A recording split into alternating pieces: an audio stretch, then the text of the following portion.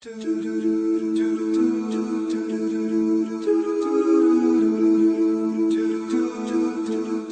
alaikum rahmatullah ta'ala wa barakatuhu. You're watching Sky 847 and this is It Takes Two with myself, Bilal Ali Hugh, and my co-host as always, Sister Ruby Soa. Assalamu alaikum. Wa alaikum salam. And today we're joined by Sheikh Dr. Usama Al-Attar. Assalamu alaikum, Sheikh. Wa alaikum assalam wa rahmatullahi wa barakatuh. Thank you very much for having me again. No It's a pleasure to be here with you. Always a pleasure. Good to see you, Sheikh.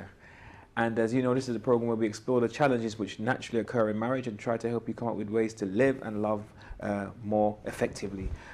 Let's jump into the first scenario, if that's okay with yourselves, and make the best use of the time, the little time that we have. This letter reads, and it's from an anonymous viewer, but it reads, Dear It Takes Two.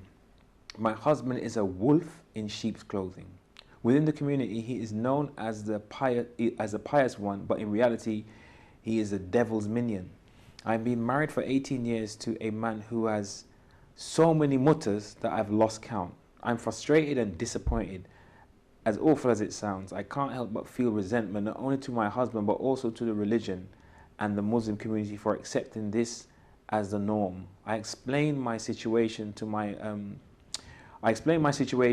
local mosque scholar and I am brutally rebuffed. Instead, I am advised to be patient and have faith. It's my duty to stand by my husband and that divorce is out of the question, even if my husband has 1,000 other wives. Is this true? And how is this fair? Sheikh, I have to start with yourself because it's a uber religious question. You know, I feel sorry for the sister. You know, honestly, it's a difficult situation to answer from a religious perspective. You know, if this husband is doing, let's say, this temporary marriage, is he doing something haram? And the answer is no. Okay. However, is he being kind and compassionate as Allah says that a marriage relation should be? And the answer is also no. So Allah says, وَعَاشِرُهُنَّ بِالْمَعْرُوفِ, that live with them with compassion, with kindness, with mercy, with love. I would sit down with this man and tell him that what's going on here. You know, you have this lady who's been married to you for 18 years. I don't know if they have children or not, but if they do, she's the mother of your children here. And what's going on here? Do you love this lady? Do you have emotions for her? Do you have feelings for her? And if you do, then how do you want to express that love? You know, I can say I love a person all I want, but my actions have to speak louder than, you know, my words.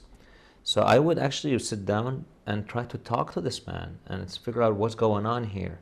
Why is he behaving in this particular manner?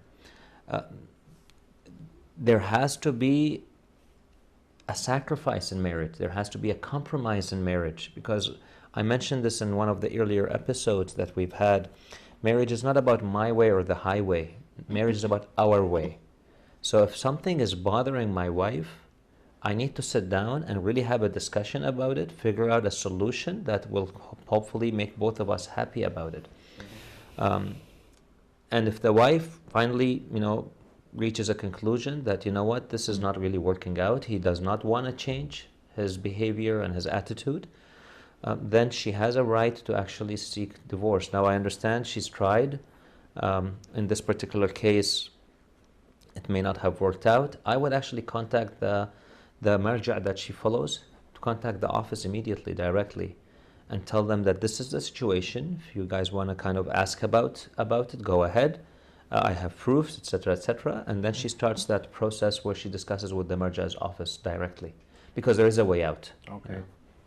It's a very serious situation because, as the Sheikh has said, it's not as if the brother is breaking any Islamic laws in terms of like injunctions per se, but I mean, I'm not the judge, but I'm wondering when a person has a not infinite but an endless number of mutters, like, is it more than just it's permissible and maybe there's something psychological missing or a foot, or I mean, you know, there may be a problem and that's just a manifestation of a deeper psychological issue. I wonder, who am I to judge?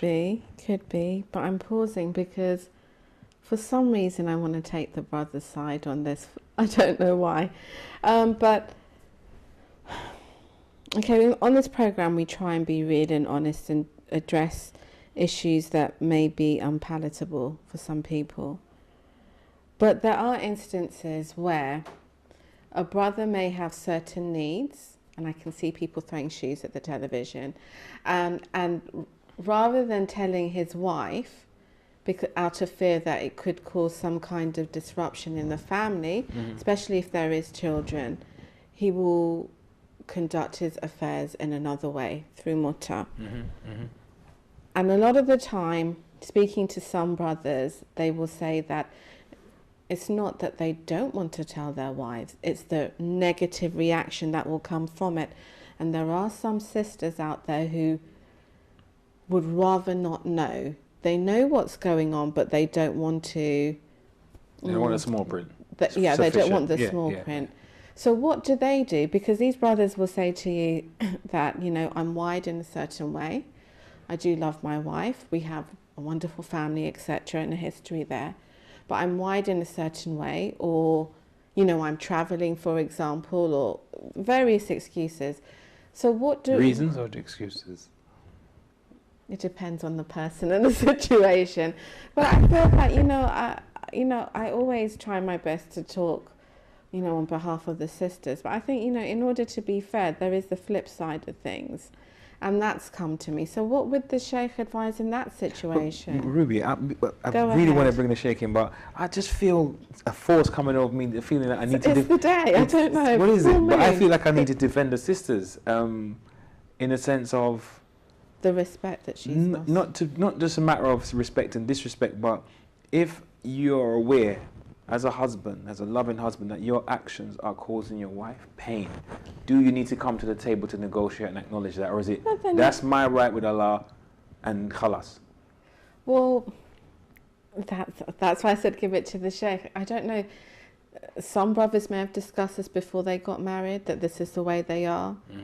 Some sisters may have thought they would change. You know, they've got married, they'll grow out of it. Other brothers just don't want to deal with the ramifications when they get home. Like, you know, I'm not talking to you for 2 months.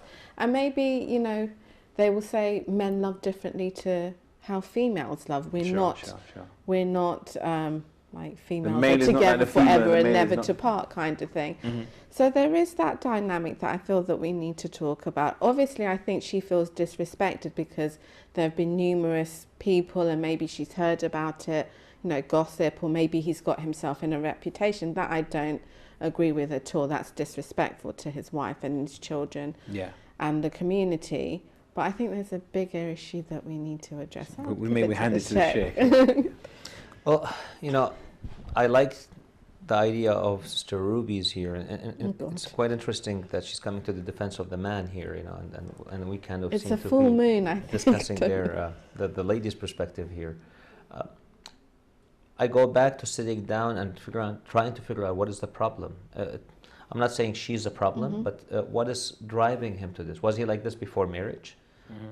Or is it after marriage there is something that is not meeting his expectations, and that's why he's behaving in this particular way? But I still go back and say that I would sit down and discuss with the wife. If something is bothering the wife or something is bothering the husband, you need to talk about it and try to figure out a solution about it. And this is not, I mean, this is a bigger issue, obviously. But I've had cases where the husband, you know, the wife's pet peeve is for the husband to leave dishes in the sink. She wants the dishes to go in the dishwasher. Okay, so then whenever the husband would leave a dirty dish in the sink, she gets kind of frustrated, irritated. Now they've talked about it and they came to a resolution where, okay, you know, we'll get over it. So every time the wife sees a dirty dish, she'll pick it up and put it in the dishwasher. But the husband will make an effort to do the same as well. So they came to a solution, and I think that's important. I know it may sound like something silly, you know, they get into an argument over a dirty dish in the sink. Well, Sheikh, I was going to say, this isn't dirty dishes. What I'm saying, this is much more serious, and that's why I'm saying even for small, you may consider them small issues, you need to sit down and discuss, talk about them, try to find a solution for them. So for serious issues like this, You need to sit down and talk about it. And if there's something that the husband is doing or the wife is doing that's bothering the other partner, they need to figure out how to resolve it. In this case, she's having a suffering time. The other thing, though, however, because religiously he's not doing anything haram, so I wouldn't know if I would call him, he's a wolf in sheep's clothing, because technically speaking, he's not doing anything haram. Yes, he may be neglecting the wife, and there he could be at a shortcoming. If he's in any way neglecting her rights and not dealing, with whatever needs that she needs, then in that case, yes, we definitely need to kind of address these issues. Well, what if he brings in, say, God forbid, an STD, or the other wife wants to speak to him while he's with his, can we say permanent wife? Would that be appropriate? I don't know how you would. Seems in order. Seems in order. I don't know. His first wife, I don't know how we would describe them. How would she feel then? Because the other wife has rights as well. The mutter wife, she's still a wife. She might need to call. Yeah. How would you deal with that situation? She's calling him a wolf because he sounds like someone who's going through he's a serial motorist or whatever you want to call it. But how would you deal in those situations? Because you were saying that they need to discuss things, but a lot of the times, I think, Bilal, you can back me up, people don't really want to hear the truth. People don't really want to hear. I mean, you may say to the brother, okay, is there some shortcoming here? And he's going to say, if he said yes, I'd be mortified. And if he said no, I would be mortified. I would that would be. It is a very sensitive. But if he said no, I'd still be mortified, because I'd be like, well, what's wrong with you? And then he would say, well, it's my Islamic right, whatever. And I'm like, but what's wrong with you? So I may internalize that as an issue with me, even if there's no problem. So how would we, this communication thing, a lot of the times we don't want to really hear what's It sounds like happening. a need for communication and negotiation, because their marriage is going in a direction where he may have his right, and he may need to curtail it if he wants to keep his marriage. But what if he becomes withdrawn? There's a lot of men who just become withdrawn and, okay, well, I can't go out to play, for example, so I'm just going to sit here and vegetate then. Yeah, that's not ideal, actually. That's not what ideal. What do we do? But it's a marriage, right? Yeah. I mean, that's why you call it a marriage. It's not about your life anymore by yourself. It's the two of you, and if they have children, it's about a family now. So you need to come to terms in this marriage. You need to come to understanding. Yes, you're saying people don't like to hear the truth. I appreciate that, but that's the whole essence of marriage: is that you sit down, open and honest, talk, discuss, figure out problems. There is no marriage as the perfect marriage. That does not exist. Every marriage has its own challenges, and you need to kind of be there for each other to go over these challenges and discuss how you solve your problems. So I would say, yes, the truth hurts, but sometimes you need to face it, because otherwise it's inevitable. So could you state in your marriage that I do not want you to marry other people? And what if you don't have that in your contract, or you don't even have a contract? What would you do then? Well, this is the thing that I think we need to educate girls about. When a girl has the right, marriage is a contract. She has a right in the marriage contract at the beginning to say that, I would like a condition, to add a condition, or maybe a couple conditions. First condition is I would like, I don't want him to get married to any other girl without my permission. So that's one condition. A second condition, if he does get married to any other individual without my consent, then I have the right to seek divorce. So then she can actually have those two conditions. Now I can feel brothers kicking their TV screens. No, or some sisters say, can we have a divorce now and we have another marriage contract? But that's not advisable. Yeah, so, of course. So what I'm saying is that we need to educate girls about their rights as well. So but what if the person doesn't agree to you having a marriage contract? They may find it insulting. What do you mean? That you would. Like most brothers ain't gonna want to sign that. they? Or any I wouldn't contract. say, I'd no, say. I've had cases, I've conducted such marriages myself. You know, the brother consented to it. Wow. Yes, and then, Signing away his rights. Excuse me? sorry, which rights? Just ignore Bilal. Signing away that right to have a second wife, third wife.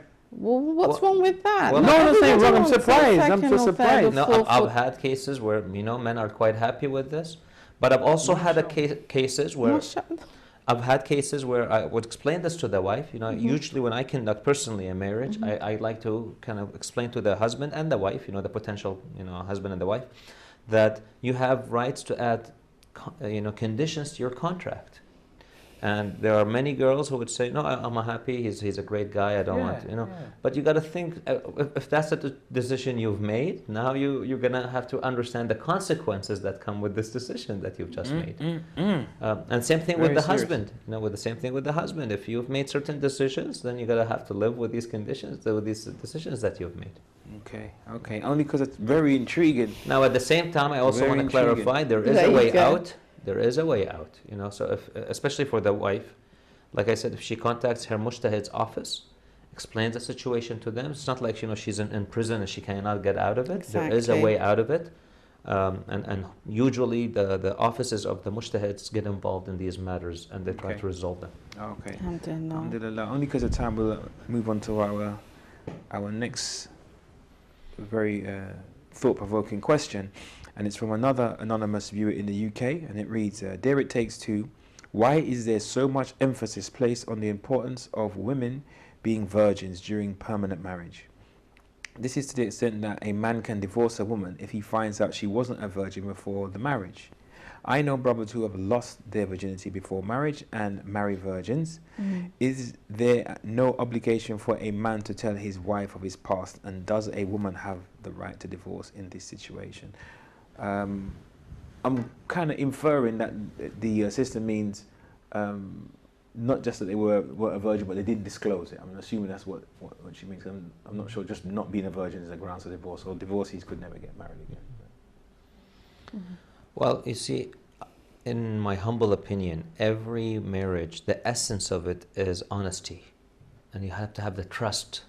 If trust is abolished in a relationship, in many cases, the relationship is gone.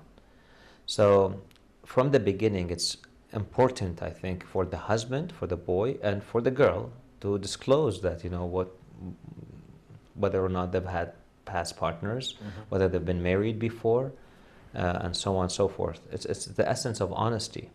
Now, I understand, unfortunately, from a cultural perspective, the culture sometimes, unfortunately, is not very forgiving, especially when it comes to girls being, for example, married in the past, and they've lost, for example, their virginity. So that, unfortunately, exists. I wouldn't say this is a religious issue. I would say it's a cultural issue. And I go back and say that our Holy Prophet ﷺ tried to fight against this issue. He himself married divorcees. He himself married widows. And in this, he's trying to explain to the people, to the world, that, you know what, listen, just because a woman has been married in the past does not mean that she cannot be a great spouse, that she is, that she should be neglected. So, but unfortunately, the culture is still strong in that context. You know, so I wouldn't say it's a religion issue, the religion, but the culture. Not a religious issue, maybe a kind of psychosexual kind of concept about women and purity and stuff of this nature. But what's your thoughts on the question, really? Well, it bothers me. It bothers me a lot because I feel that we have double standards. We really do. We have incidences where, you know, the boys can be out until late and nobody asks what they're doing. But, you know, a girl could be coming home late from university and, oh my God, you know, if somebody sees you, what's going to happen? So I think we have a lot of double standards. It's almost like, well, if a boy does, I was going to ask the sheikh, does a female have a right to ask him out if he's had girlfriends or is a virgin or not? Absolutely. And what if he lies? Because we have incidences where they lie and you know for a... Yes, you know for a fact that, you know, little Ali over there used to be, you know, partying a lot when he was a teenager, but now that it's come to marrying age, you know, he's only been going on ziyarats and nothing's ever happened to him. So what do we do in those situations? I think there's such a... It's not as important to women, in my take. That's what No, seems to be the issue. disagree. I disagree. If I was getting married and I wasn't in a relationship and I've saved myself for marriage, I would expect you to as well. Because it's not like the test is any different for males. No, Why but would it what be? I'm saying is though, like, I think that men, particularly from Muslim culture, seem to have an issue with that. And we've even received letters about that. I couldn't marry this woman because I couldn't bear to think that she'd been married before. And it was Yeah, like, but what are you doing?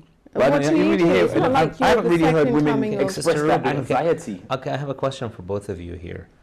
I go back to quoting a journalist whom I quoted in one of our earlier episodes. She writes in the Globe and Mail newspaper, and her name is Margaret Went. God help us, the male.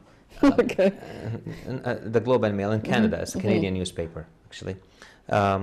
She wrote once in an article that, and that's where I want your perspective on this, she wrote that men and women are different. That's her right, and I would like to actually request your opinion on this matter. I'm not saying this is Yes, what my opinion. She says that women would like more of a commitment in a relationship, whereas men would think of basically the sexual kind of desire in a relationship. That's what they would actually seek for satisfaction. So they say, for example, for a woman to have multiple partners, even though she says that some feminist movements today claim that, you go out, have fun, enjoy yourself, just like men are doing so.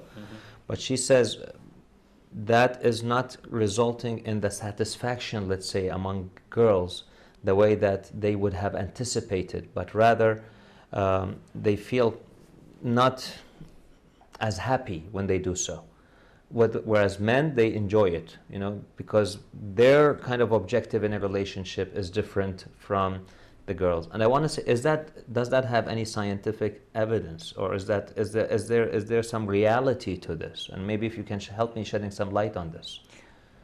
I'm going to drink some water. From my insights as a counselor, psychotherapist, my knowledge teaches me that women are more affected in a negative with multiple partners, as opposed to in a different way than men are. And it doesn't. And I'm going to qualify that, not in the sense because a woman has been married maybe once, twice, or known a man in a particular way more than a few times. It means they're damaged goods. I don't mean it like that, but in a sense where men have a psychological ability to objectify women at times, or divorce themselves emotionally from a situation, so they are able to, in that sphere, be less impacted on us on a kind of deeper psychological level. But women are homemakers, and they bond and they connect, so they try to live out a certain... Western women who try to maybe live out in a certain way, they seem to have baggage. Sorry?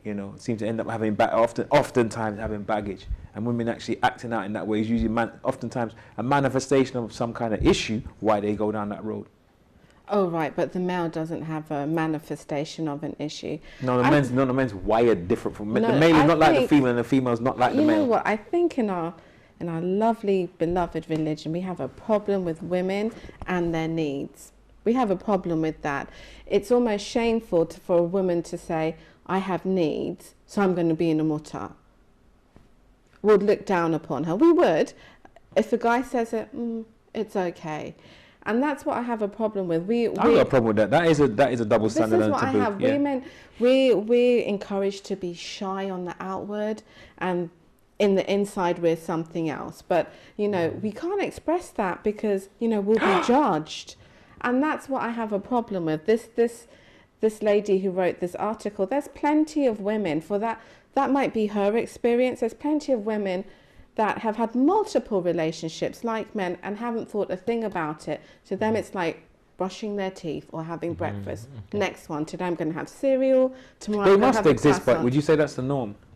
Who's to say what is the norm anymore? We've been talking about different people having different needs in so many situations, and I cannot stand that kind of armchair psychiatry stuff that we have in our religion, that women are little delicate flowers and they don't even think about relationships.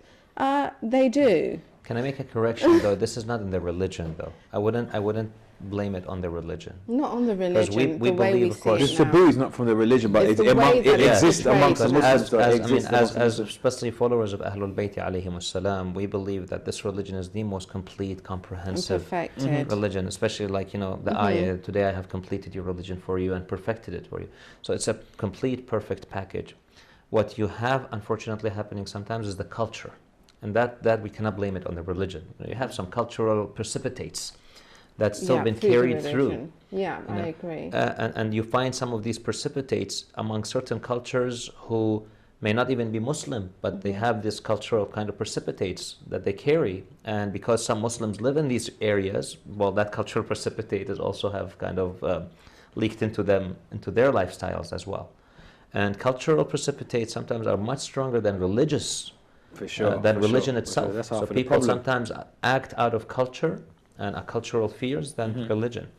So I would say that women have rights, you know, absolutely. And of course, being a Muslim and a Shia Muslim, I believe and we believe that Islam gave women the most rights out of any other religion in the world, any the system in the world.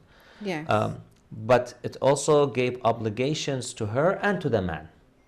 And they both need to live up to these obligations. I agree with you. Culturally, yes, women are kind of told that, you know what, you don't talk, you know, keep quiet.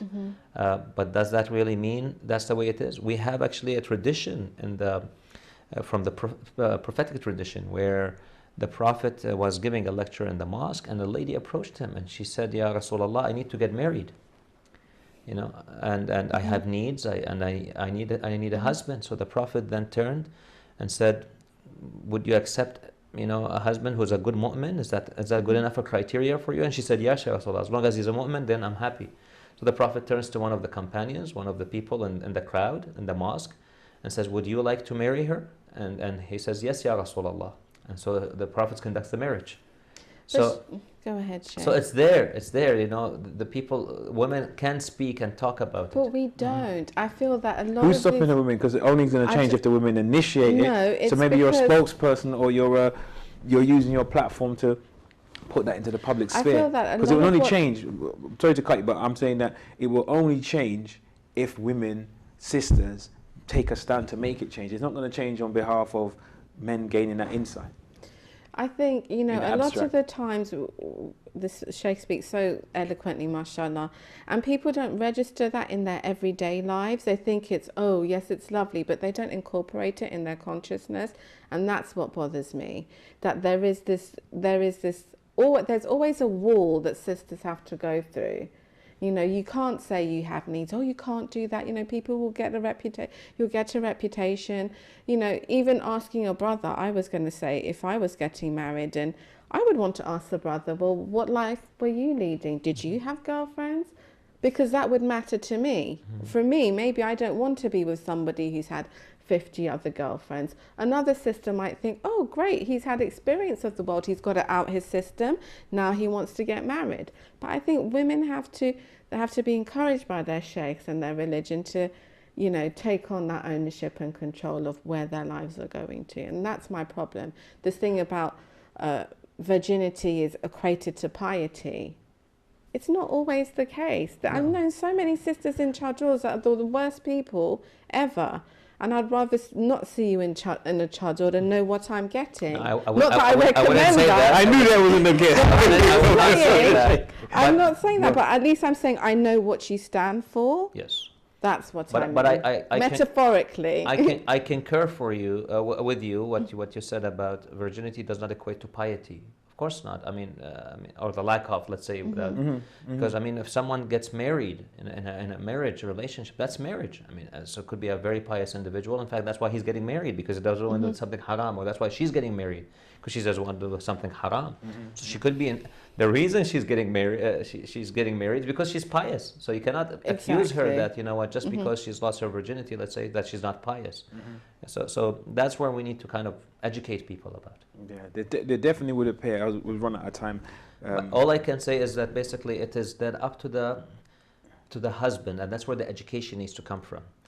we need to educate the husband that, you know what, if that lady has not committed any haram in the past, then why would you not consider keeping her as your wife and your spouse? And that's where the education has to come in. The education has to come in. I thank you, Sheikh, so much for your time. Sheikh, thank you, Sister Ruth, for your time and for your passion.